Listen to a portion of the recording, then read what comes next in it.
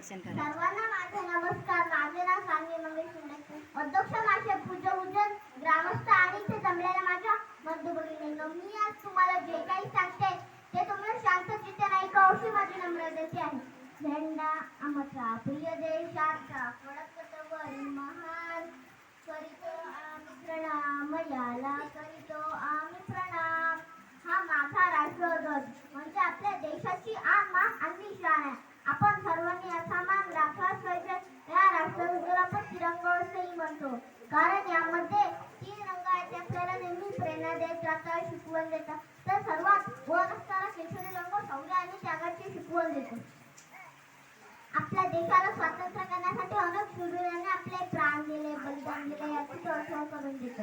मध्यभागी असणारा पांढरा रंग आपल्याला शांतता व पवित्रता याची शिकवण देतो. तर सर्वात खाली असणारा हिरवा रंग समृद्धीचे व भरभरीचे प्रतीक आहे. मध्यभागी असणारा अशोक चक्र 24 तास काम करण्याची प्रेरणा देतो. असा आपला राष्ट्रध्वज मला फारच प्रिय आहे. एवढे बोलून मी माझे भाषण पूर्ण करते. जय हिंद, जय भारत.